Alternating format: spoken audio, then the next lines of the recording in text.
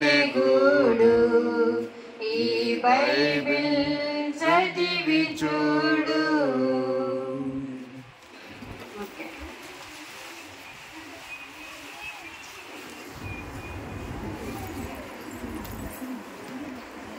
మనం ఇప్పుడు ఎక్కడికి వచ్చాము? VBSకి వచ్చాము. VBSలోకి వచ్చిన తర్వాత ఇప్పుడు వచ్చిన క్లాస్ ఎక్కడికి వచ్చాము? మనం క్లోజింగ్ లెసన్కి వచ్చాం. నేను ఆంటీ చెప్పింది విన్నారు కదా? ఏం విన్నారు? లెసన్ పేరేంటి? Steve Saint. అర్థమైందా? గుర్తుందా? తర్వాత వాళ్ళ తాత పేరు, అతను ఎవరైతే పెంచుకున్నాడో అతని పేరేంటి? మింకాయ. గుర్తుందా? మింకాయ తెలుసా? తండ్రి పేరేంటి?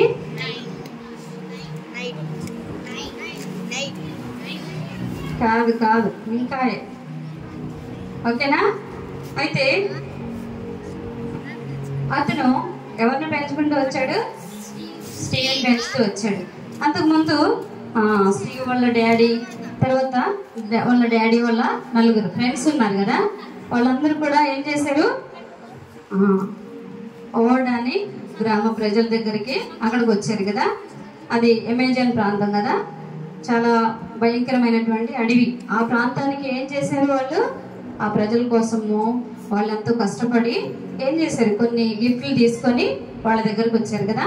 వాళ్ళ దగ్గరకు వచ్చిన తర్వాత వాళ్ళకి కొన్ని గిఫ్ట్లు వాళ్ళ దగ్గరికి, అంటే ఊర్లోకి వెళ్ళలేకుండా విమానంలోనే పైనుంచి ఏం చేశారు? ఆ గిఫ్ట్లన్నీ కూడా వాళ్ళకి ఇచ్చేస్తారు. ఇచ్చేసిన తర్వాత వాళ్ళు కొంతకాలం వాళ్ళతో ఉన్న తర్వాత వాళ్ళు ఏం చేస్తారు? చంపేస్తారు కదా. చంపేసిన తర్వాత మళ్ళీ వాళ్ళ గ్రామానికి వాళ్ళని తీసుకొని మళ్ళీ వేరే వాళ్ళు వచ్చేసి వాళ్ళ కోసం వెతుకుతా నది ఉంది కదా, ఆ నదిలో వాళ్ళు అందరు కూడా చనిపోయి ఉంటారనమాట. చనిపోయి ఉన్న తర్వాత ఆ నదిలో వాళ్ళందరిని తీసుకొని వాళ్ళ గ్రామానికి, వాళ్ళ సిటీకి తీసుకొని వెళ్ళిపోతారు. వెళ్ళిపోయిన తర్వాత ఇంకెవరున్నారు? దేవుని పని చేయాలని ఆశ కలిగి ఒక ఆంటీ ఉన్నారు. ఆంటీ పేరేంటో గుర్తుందా? స్టీవ్కి ఏమవుతుంది? అత్తయ్య అవుతుంది కదా. అత్తయ్యకి ఏముంది?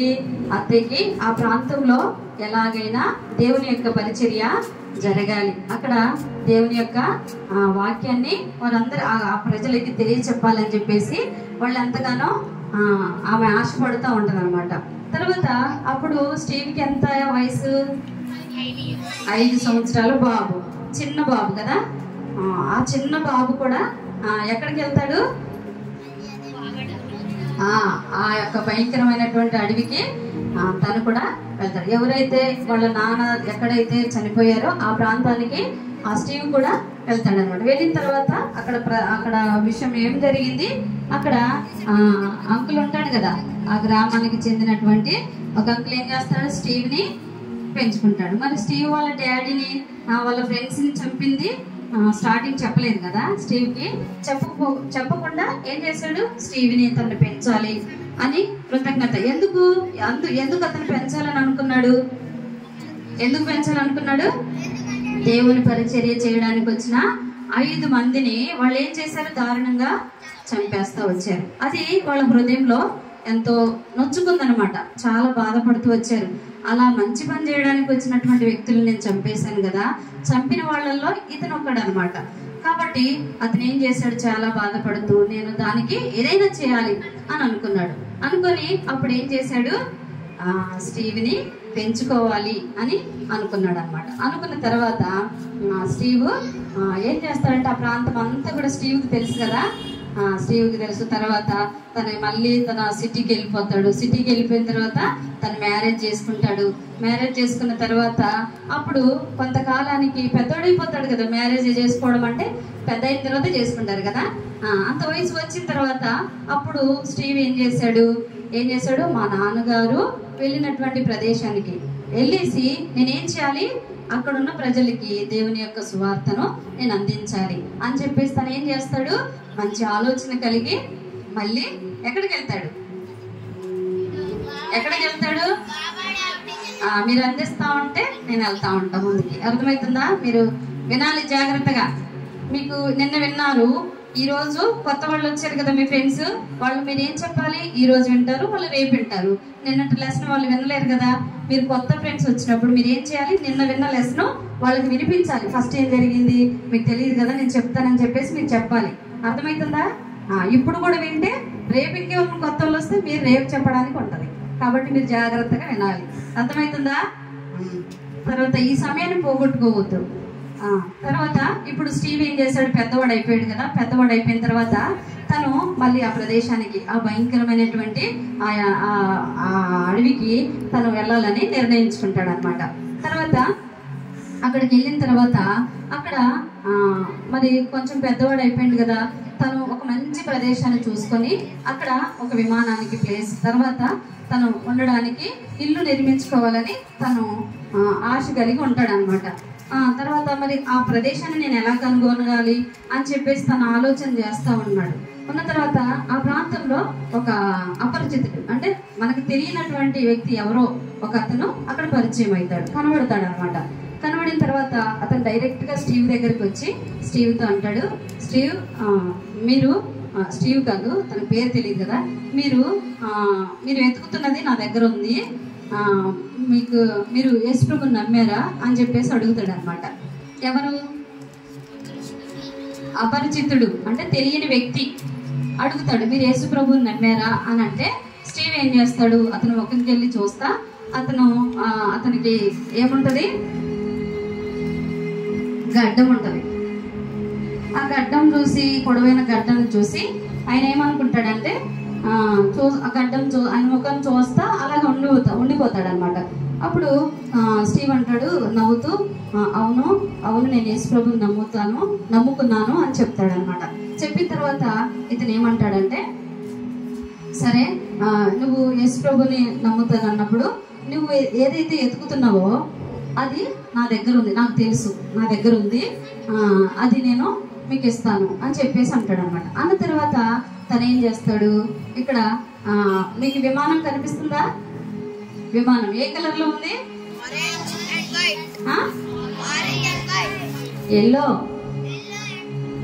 ఎల్లో కలర్ లో ఉంది కదా.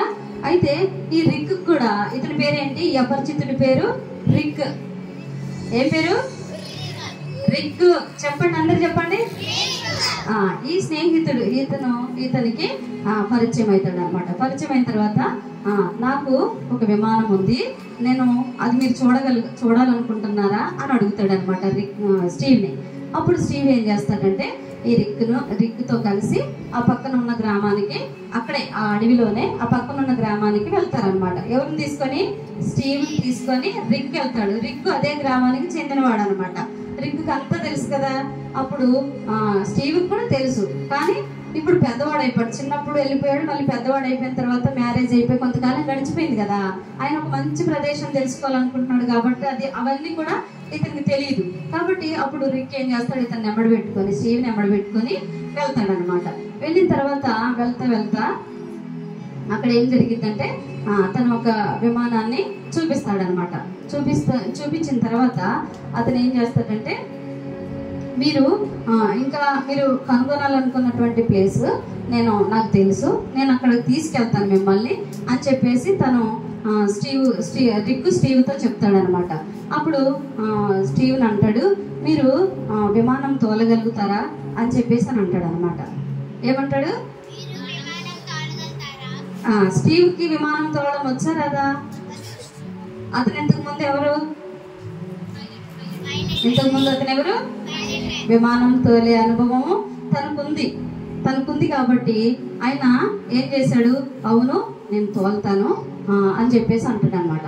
అప్పుడు తను చాలా సంతోషిస్తాడు. ఎవరు? రిక్. ఎందుకంటే రిక్ కొంతకాలం నుంచి ప్రార్థన చేస్తూ ఉంటాడు. ఎందుకంటే ఆ విమానం తోలే వ్యక్తి అక్కడ ఆ విమానాన్ని తోలుతూ ఇక్కడ పరిచర్య చేయడానికి ఒక అతన్ని పంపిస్తానని దేవుడు రిక్ తోటి చెప్తాడు అనమాట. రిక్తో చెప్పినప్పుడు రిక్ ఎదురు చూస్తూ ఉంటాడు. ఆ ఎదురు చూసిన వ్యక్తి ఈ స్టీవ్ అనమాట. స్టీవ్ అతను చాలా ఆశ్చర్యపోతాడు. నిజంగా మనం అనుకున్నది మనం అనుకునేది హృదయంలో దేవుడు మాట్లాడేది, దేవుడు మనకి ఎంతగానో అది తెలియజేసినప్పుడు చాలా సంతోషం వేస్తుంది కదా. అప్పుడు స్టీవ్ కూడా ఏమనుకుంటాడు, నేను ఇక్కడ ఈ ప్రాంతంలో తిరగడానికి నాకు విమానం దొరికింది, తర్వాత నేను కనుగొనాలనుకున్నటువంటి ప్లేస్ నాకేమైంది, నాకు దొరికి అంటే ఇప్పుడు ఇతనికి తెలుసు కాబట్టి ఇతను చెప్తానన్నాడు కాబట్టి అది కూడా దొరికినట్టే కదా. తను కూడా ఏమనుకుంటాడు, నేను ఎంతో కంగారు పడుతూ వచ్చాను, ఆ ప్లేస్ నేను కనుగొనలేదని అని చెప్పేసి తను ఆలోచన చేస్తూ ఉన్నప్పుడు అప్పుడు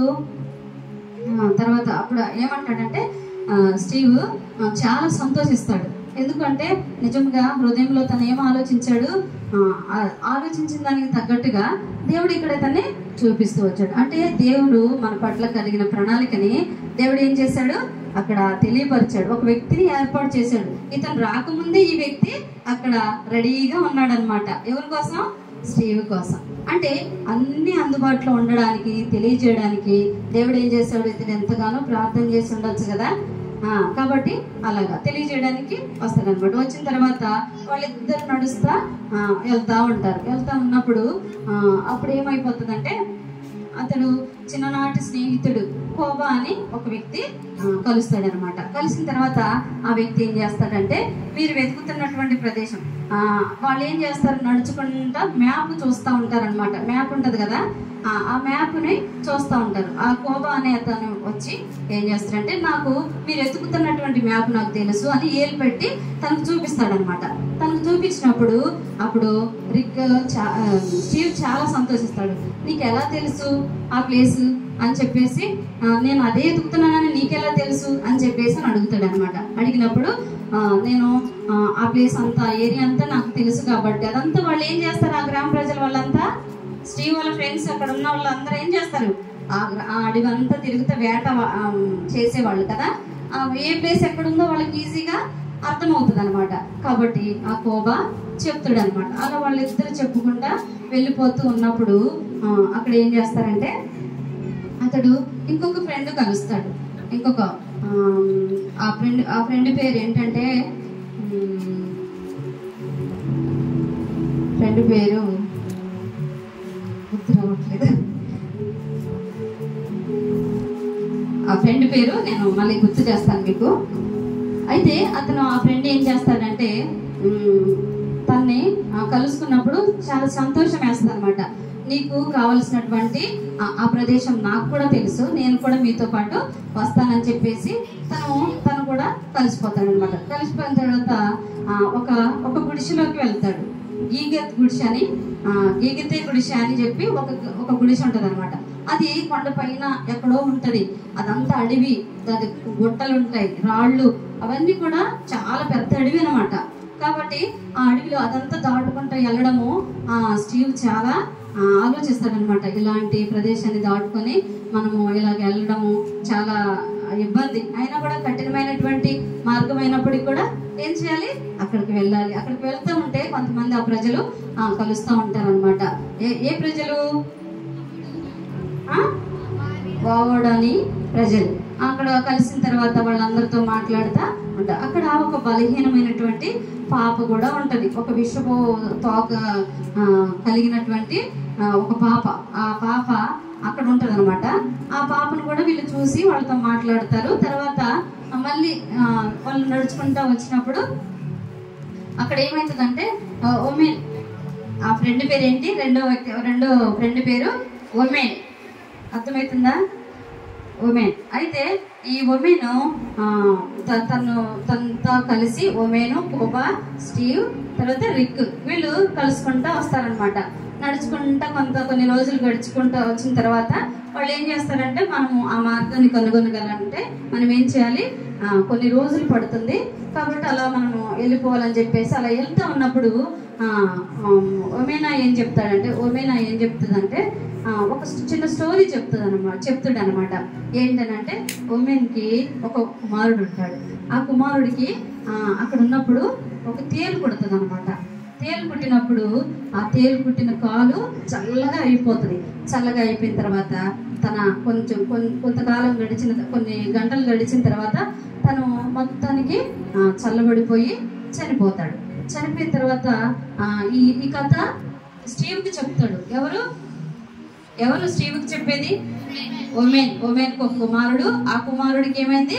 తేలు కుట్టింది. తేలు కుట్టితే ఆ తేలు కుట్టిన తర్వాత కుమారుడు చనిపోవడము, అతను మళ్ళా అక్కడే అదే ఏరియాలో సమాధి చేయడము, ఇదంతా కూడా ఎవరికి చెప్తాడు? స్టీవ్కి చెప్తాడు. అక్కడున్న మిగతా 3 స్నేహితులకు కూడా చెప్తాడు అనమాట. చెప్పిన తర్వాత ఈ స్టీవ్ చాలా బాధపడతాడు అనమాట. ఎందుకు బాధపడతాడు అని అంటే, ఆ ప్రాంతంలో ఒక మంచి వైద్యం లేదు, ఒక హాస్పిటల్ లేదు, ఒక డాక్టర్ లేడు, ఒక స్కూల్ లేదు, ఆ ప్రాంతంలో ఏమీ కూడా లేదు. కాబట్టి ఆ ప్రాంతంలో ఎట్లాగైనా నేను ఇవన్నీ ఇలా వీళ్ళ దగ్గర సంపాదించాలి అంటే వాటిని ఏర్పాటు చేయాలని చెప్పేసి మనసులో అనుకుంటా ఉంటాడు. అనుకున్న తర్వాత ఈలోపు వాళ్ళు మాట్లాడుతూ ఆ స్టోరీ వింటూ నడుచుకుంటూ వచ్చారు కదా. వచ్చిన తర్వాత ఆ ప్రదేశానికి చేరుకున్నారు. చేరుకున్న తర్వాత అక్కడికి వెళ్ళిన తర్వాత ఈ కోబా, ఈ ఒమేనా వీళ్ళు ఏమంటారంటే ప్రదేశం వచ్చింది, మనం అనుకున్న ఊరు, ఆ గ్రామం వచ్చింది అని చెప్తారనమాట. చెప్పిన తర్వాత స్టీవ్ నమ్మలేడు. ఎందుకు ఇంత త్వరగా మనం అనుకున్న ప్లేస్కి వచ్చామని మీరు అంత కరెక్ట్గా ఎలా చెప్తున్నారు అని చెప్పేసి అంటాడనమాట స్టీవ్. అన్న తర్వాత అప్పుడు ఏమైందంటే మ్యాప్ తీసి చూస్తారనమాట. దిక్కు సూచి అంటారు కదా, దిక్కులు చూసే మ్యాప్, మనం తెలుగులో చెప్పాలంటే దిక్కు సూచి. కాబట్టి అది ఆ మ్యాప్ అంతా తీసేసి ఏం చేస్తాడు? చూస్తాడు. ఇది నిజమా, నేను అనుకున్న ప్లేస్ ఇదేనా అని చెప్పి తను చూస్తున్నప్పుడు అది కరెక్ట్గా అదే ప్లేస్ అనమాట. తనకు చాలా సంతోషం వేసింది. నిజంగా దేవుడు ఎంత అద్భుతంగా దేవుడు నాకు సహాయం చేస్తాడు. చిన్ననాటి స్నేహితుడు, ఎప్పుడో ఉన్నటువంటి స్నేహితులు ఇప్పుడు పెళ్ళయి పెద్దోళ్ళు అయిపోయి ఇంతకాలానికి కూడా వాళ్ళు ఏం చేశారు? వాళ్ళు దేవుడు ఏర్పాటు చేసుకున్నాడు. అంతకుముందు వాళ్ళు ఎవ్వరు కూడా దేవుడిని నమ్ముకోలేదు కదా, నమ్ముకులంతో కఠినంగా భయంకరంగా ఉన్నారు. అట్లాంటి వాళ్ళని ఏం చేశాడు దేవుడు? వాళ్ళని ఏర్పాటు చేస్తూ వచ్చాడు. సరే, ఇదంతా అయిపోయింది. ఇలాగా ఆ ప్లేస్ని కనుగొన్నారు. కనుగొన్న తర్వాత అక్కడ ఇప్పుడు ఏం చేయాలి? అక్కడ ఉన్న ప్రజలందరూ కూడా ఏం చేశారు? వాళ్ళు డజన్ల కొద్ది, డజన్ అంటే ఎంత? 12 డజన్లు అంటే 1 కంటే ఎక్కువ డజన్లు. ఆ గ్రామ ప్రజలందరూ కూడా ఏం చేశారంటే వాళ్ళందరూ కూడా అక్కడ పని చేయడానికి, ఎవరికి? రిక్ తన ఫ్యామిలీతో వచ్చి అక్కడ ఉండడానికి ఒక ఇల్లు కావాలి కదా, ఒక ఇల్లు కట్టాలి, విమానం పెట్టుకోవడానికి అక్కడ ప్లేస్ అదంతా అరేంజ్ చేసుకోవాలి. కాబట్టి అప్పుడు వీళ్ళందరూ కూడా గ్రామస్తులు ఎవరికి సహాయం చేశారు? స్టీవ్కి సహాయం చేస్తూ వచ్చాడు అనమాట. అంతకుముందు స్టీవ్ వాళ్ళ డాడీ వచ్చినప్పుడు ఆ గ్రామస్తులు ఎలా ఉన్నారు? చంపేశారు కదా. వాళ్ళ మనసులో చాలా కఠినంగా ఉండేది. కాబట్టి అట్లాంటి మనసులు ఇప్పుడు ఎక్కడ స్టీవ్ దగ్గరకు వచ్చేసరికి ఏమైపోయారు? వాళ్ళందరూ కూడా కొంచెం మనసు మారి వాళ్ళకి సహాయం చేయాలి అనే మనస్తత్వం వాళ్ళకి వచ్చిందనమాట. అప్పుడు స్టీవ్ వీళ్ళందరూ తయారు చేస్తా ఉన్నప్పుడు మన అడవిలో ఏమేమి ఉంటాయి? చెట్లు ఉంటాయి, కంపు ఉంటుంది, తర్వాత పొట్టలు ఉంటాయి, మోడ్లు ఉంటాయి కదా. మనం మోడ్లు కొట్టడానికి వెళ్తుంటాం మనం పొలాలకి, తెలుసు కదా మనకందరికి.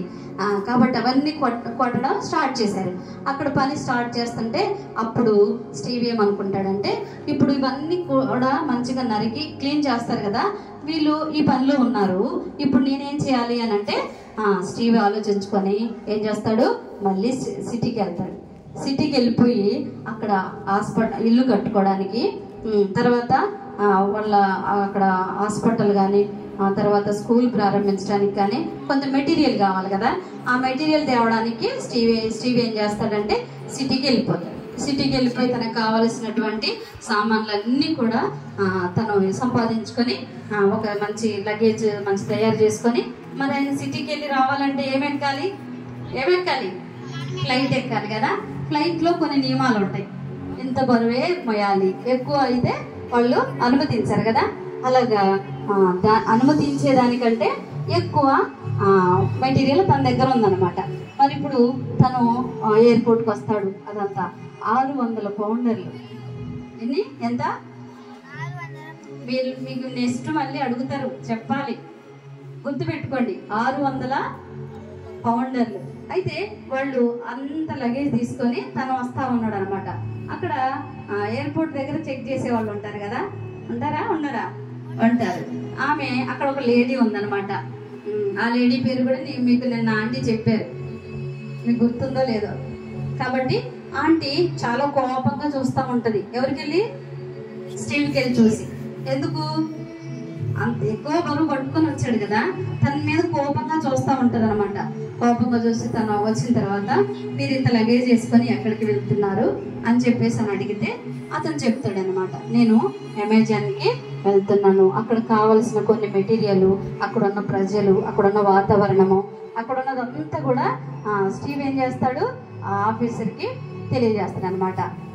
తర్వాత తెలియజేసిన తర్వాత అదంతా ఆమె విని ఆమె ఏమంటది తెలుసా, ఇతనికి భయం ఉంది. ఎందుకు? స్టీవ్కి ఒప్పుకుంటుందో ఒప్పుకోదో, ఏం చేయాలని దిగాలుగా ఉంటాడనమాట.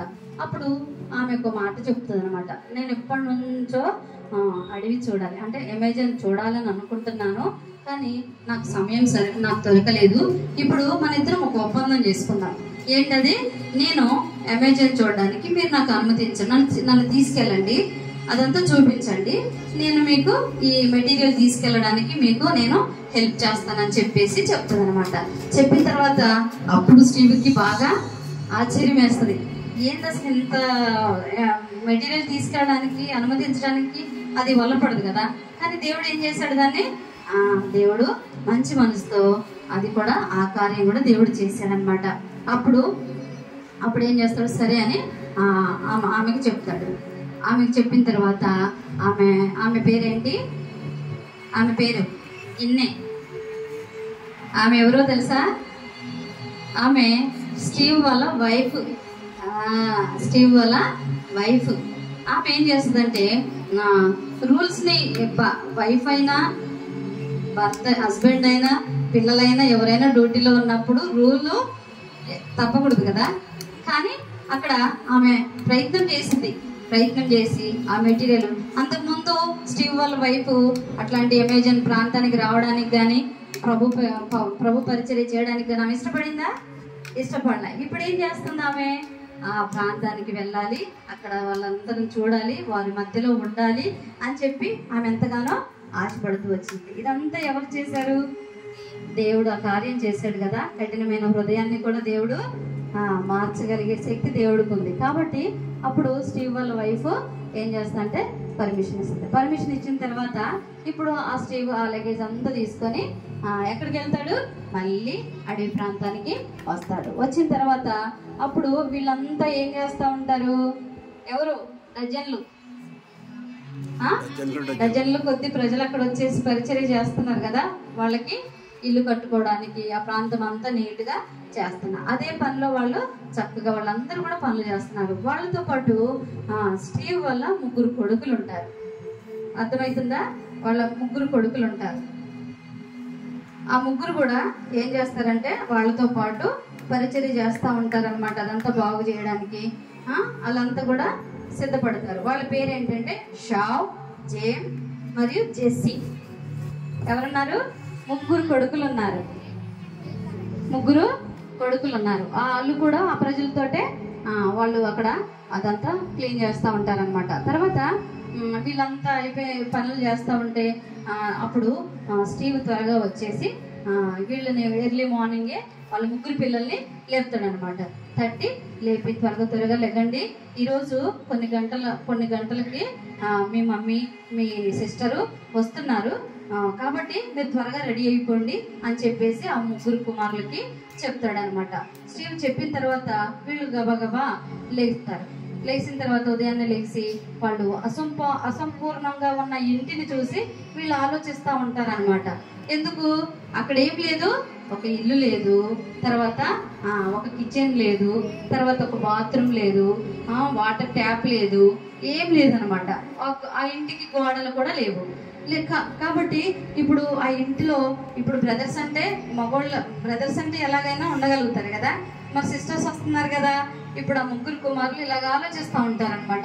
వాళ్ళు వచ్చి ఎలా ఉంటారు, ఇబ్బంది పడతారేమో అని చెప్పేసి ఆలోచన చేస్తూ ఉన్నారు. ఇలా ఆలోచన చేసే లోపు వీళ్ళు వచ్చేస్తారనమాట. ఎవరు? స్టీవ్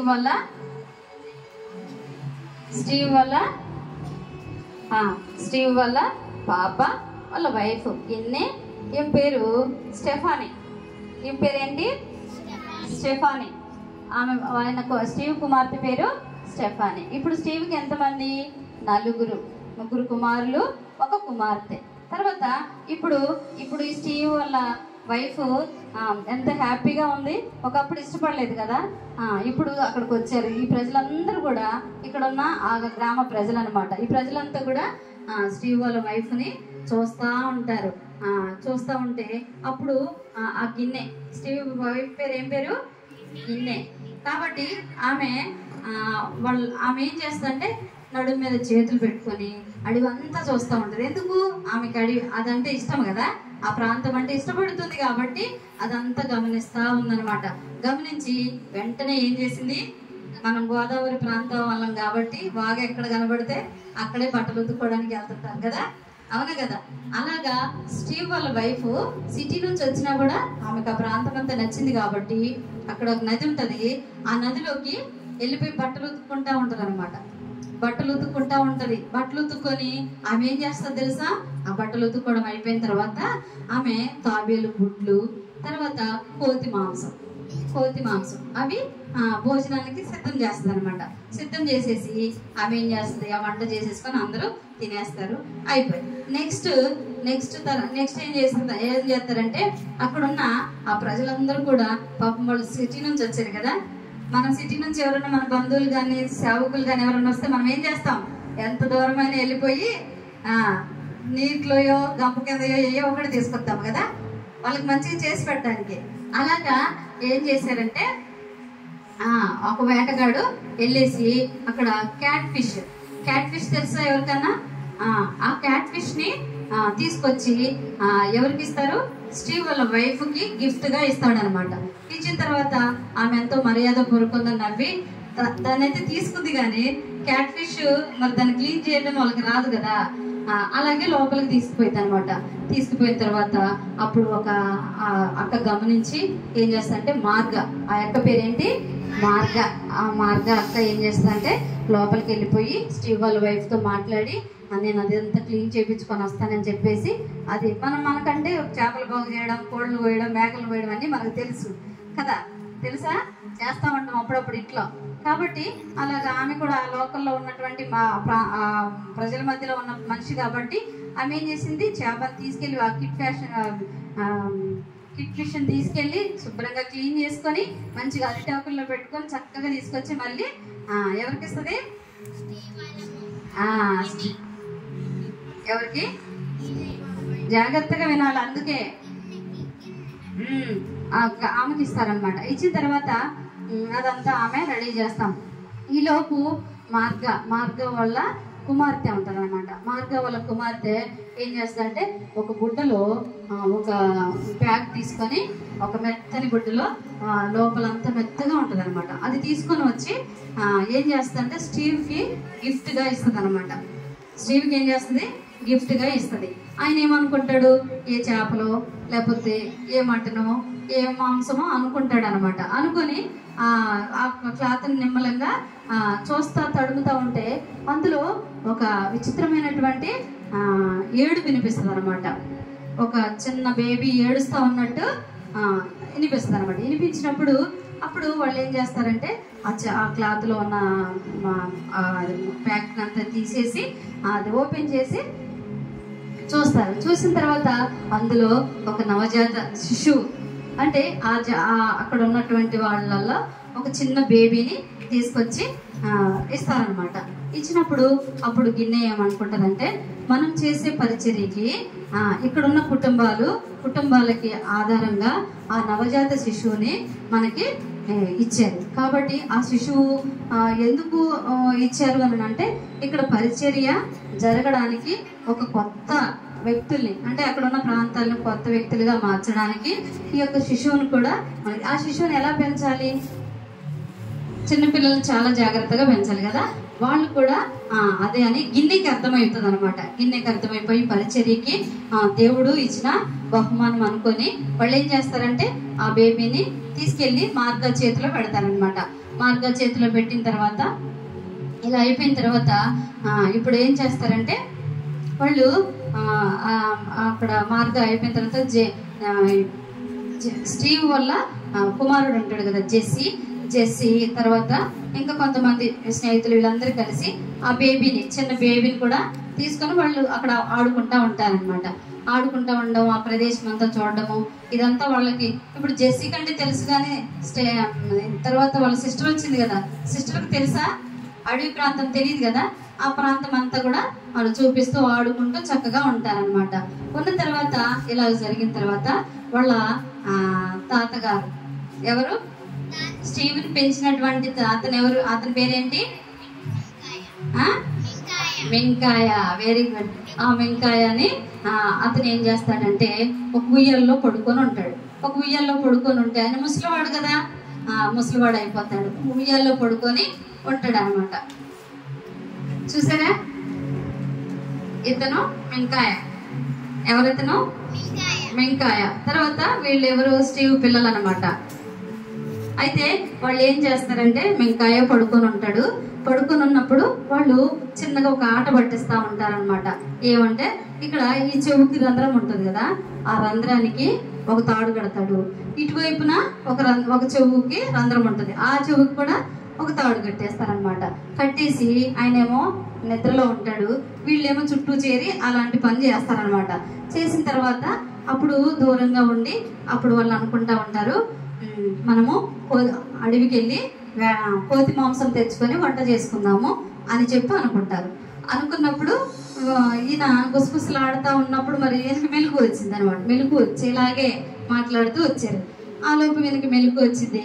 మెలకు వచ్చిన తర్వాత గబగబలేసి ముందుకు అడుగేస్తాడనమాట. ఉయ్యాల్లో నుంచి లేచి ముందుకు అడిగేసేటప్పటికి ఆ 2 తళ్ళు టైట్ అయిపోయి మళ్ళీ ఉయ్యాల్లోనే పడిపోతాడు. ఉయ్యాల్లోనే పడిపోయేసరికి అప్పుడు చేసి అలాగ వాళ్ళ తాతను చాలా ఆట పట్టించింది అనమాట. అలాగ అయిపోయిన తర్వాత ఇలాగా కొంతకాలం హ్యాపీగానే ఉన్నారు. ఇప్పుడు ఏమైందంటే వాళ్ళ దినాలు అలాగా కొంతకాలం సంతోషంగానే ఉన్నాయి. ఇప్పుడు ఒక విషయం జరుగుతుంది అనమాట. అక్కడ ఏం జరుగుతుందంటే ఈ స్టీవ్ తర్వాత వాళ్ళ వైఫ్ వీళ్ళంతా కూడా ఒక రెక్కలున్న విమానాన్ని అక్కడికి తీసుకొని వస్తారు. ఎక్కడికి ఏ ప్రాంతానికి తీసుకొస్తారు, ఆ ప్రాంతంలోకి ఆ రెక్కలున్న విమానాన్ని తీసుకొని వస్తారు.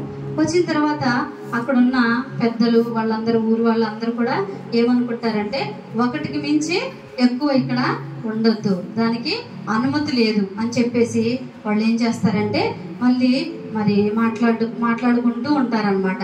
మాట్లాడుకుంటూ ఉన్నప్పుడు అప్పుడు ఏం జరిగింది, ఫస్ట్లో ఏం జరిగింది, ఒక కొత్త వ్యక్తులు వచ్చినప్పుడు వాళ్ళు ఏం చేశారు, చంపేశారు కదా.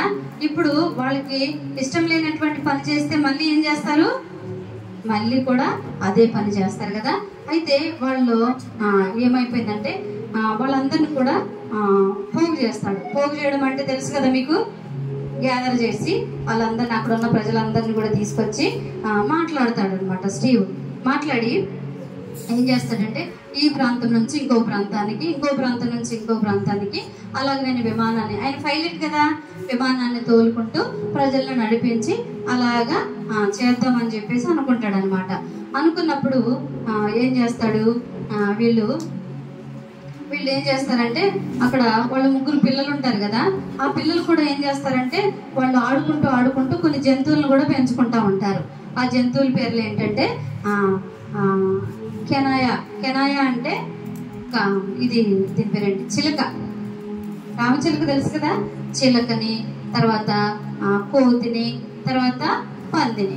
అక్కడ విచిత్రమైన పందులు ఉంటాయి. మన దగ్గర ఉండే మనలాంటి ఇక్కడ తిరిగే పందులు లాంటివి కావు, అవి ఒక రకమైన పందులు అనమాట. ఆ పందులు కూడా ఉంటాయి, వాటిని పెంచుకుంటా ఉంటారనమాట. అయితే ఈ పందిలాగా ఉండకుండా ఆమె ఏం చేస్తుందంటే నేను కుక్కలాగా చేయాలి అని అనుకుంటది అనమాట. అనుకుని పంది ఏం చేస్తుంది, అక్కడ ఉన్న మన ప్రాంతాల్లో కోళ్ళు పెంచుకుంటాం కదా మనం అందరు కోళ్ళు తెలుసు కదా, ఆ కోళ్ళని ఉరికించడము, ఆట పట్టించడము, పట్టినట్టు చేయడము, అలా ఎదుముతా ఉంటది అనమాట. ఉండి వాటి రెక్కల్ని నోటితో పట్టుకొని వస్తూ ఉంటది అనమాట. అలాగే చేస్తూ ఉన్నప్పుడు ఇప్పుడు వీళ్ళు వాళ్ళ డాడీ ఏం చేస్తాడు, వాళ్ళ విమానం తీసుకొని వచ్చినప్పుడు వీళ్ళందరూ కూడా సమావేశం అయిపోయి ఇలాగ మీరు ఎందుకు తెచ్చారు అని చెప్పి ప్రశ్నించే లోపు స్టీవ్ ఏం చేస్తాడంటే వాళ్ళందరినీ సమకూర్చి వాళ్ళతో మాట్లాడతాడు అనమాట. మీరు మీ ప్రాంతాల్లో ఏం లేవు, హాస్పిటల్ లేదు, తర్వాత ఏం లేదు, స్కూల్ లేదు, తర్వాత మంచి మందులు కూడా ఏమి లేవు కాబట్టి వాటికి కావలసినటువంటి డబ్బు కొంత కావాలి కాబట్టి వాటి కొరకు ఈయన ఏం చేయాలనుకుంటున్నాడు, ఆ విమానం అటు ఇటువైపు అలాగా ఏం చేస్తా ప్రజలందరినీ దాటించడము అలా చేసి అక్కడ పనులు చేయాలని అనుకుంటాడు అనమాట. అనుకున్న తర్వాత అక్కడున్న ఆ ప్రజలకి కొంతమంది నాయకులు పెద్దల్ని నిర్ణయిస్తారు. తెలుసు కదా, పెద్దలంటే తెలుసు కదా, నాయకులు. ఆ నాయకుల్ని ఏం చేస్తారు, ఏర్పాటు చేసుకుంటూ వస్తారనమాట. ఏర్పాటు చేసుకుంటూ వస్తే వాళ్ళు ఆలోచన చేస్తా ఉంటే ఈ లోపు స్టీవ్ వాళ్ళ మధ్యలోనే ఉంటాడు. వాళ్ళ మధ్యలో ఉండి ఈ పంది ఏం చేస్తుందంటే ఆ కోళ్ళని గెదిమేసి దాన్ని ఈకని